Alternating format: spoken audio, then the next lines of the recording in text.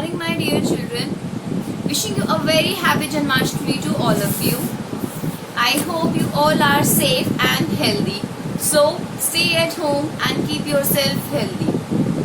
Don't forget to subscribe my channel and like my videos if you have not done till yet. Let's begin our class of chemistry with the recapitulation of the topic which we have done.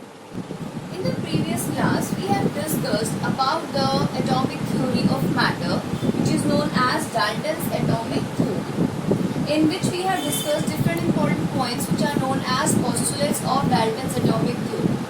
Basically, in this theory, we have discussed the nature and behavior of matter in terms of atom. It means that how these atoms are existing, how these atoms are combining together.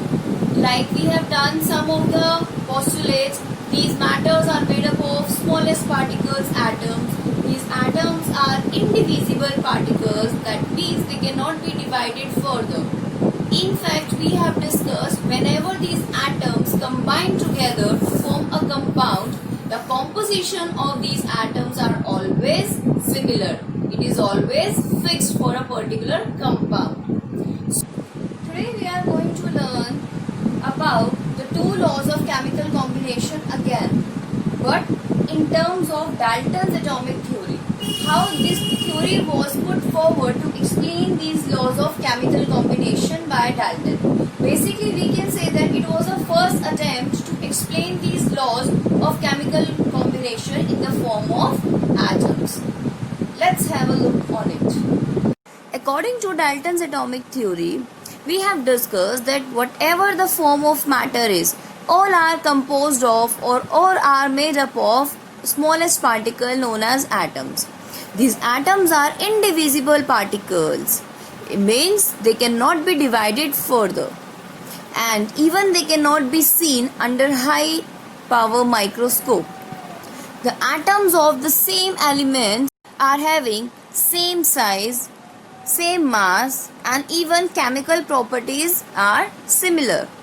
But atoms of different elements differ in all these criteria, like in size, mass, and even they have different properties. We have also discussed that whenever these atoms of different elements combine together to form a particular compound, they always combined in the fixed ratio, which is a whole number. It means the ratio cannot be in decimals or not in fractions. Whenever a chemical reaction takes place, these atoms are only changing their position, they rearrange themselves and form a compound. Now, the Dalton atomic theory, as we have already discussed, the basic idea of this theory is that all the matter are made up of very tiny particles called atoms. That's why this theory is known as atomic theory. In fact, we can say that Dalton has given his theory on the basis of two laws of chemical combination. Let us understand these laws of chemical combination in the form of Dalton's atomic theory. According to the two laws of chemical combination, the first law suggests mass can neither be formed or created, or it cannot be destroyed in a chemical reaction. And the second law suggests whenever a chemical substance is formed, so the elements which are present in a compound are always having fixed composition. That means they always combine in the fixed ratio by mass. Now, Dalton has used his atomic theory to describe the behavior, or you can say that the properties of matter in terms of atom. This theory was also used to explain the laws of chemical combination. Dalton provides a simple explanation for these two laws of chemical combination.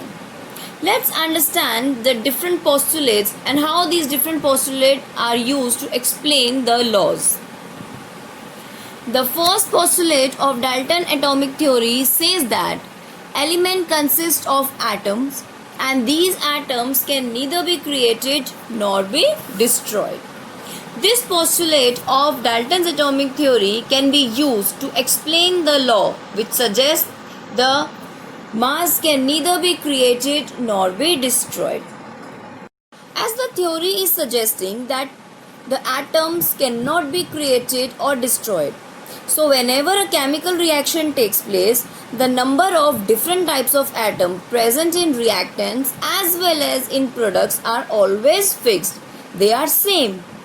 And the same number of different atoms in reactants as well as in products will also have the same mass. So we can say that in total, the mass of the reactants is always equal to the mass of products. The total mass remains the same in a chemical reaction, and this is only the law of conservation of mass.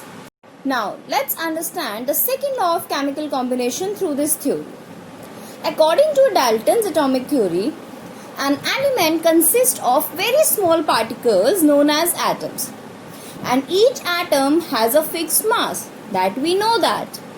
It is also suggesting that atoms of different elements always combine together to form a compound and the number and the type of these atoms are fixed for a particular compound.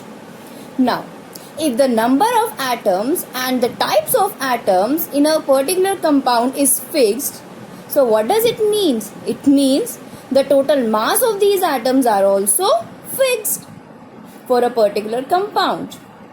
So, a compound will always have the same elements combined together in the same proportion by the mass.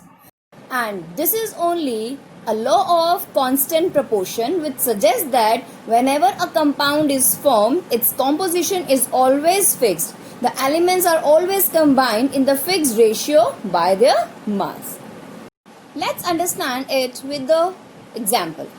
According to Dalton's atomic theory, hydrogen element consists of only hydrogen atoms. And same with oxygen element. It always consists of oxygen atoms only. It is also says that two hydrogen always combine with one oxygen to form a molecule of a water.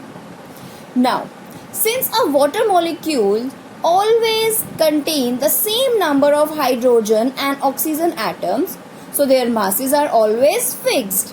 So, therefore, the mass of hydrogen and oxygen elements in water is always in a constant proportion. And this is the law of constant proportion. I hope it's clear now how the Dalton atomic theory is used to explain the two laws of chemical combination.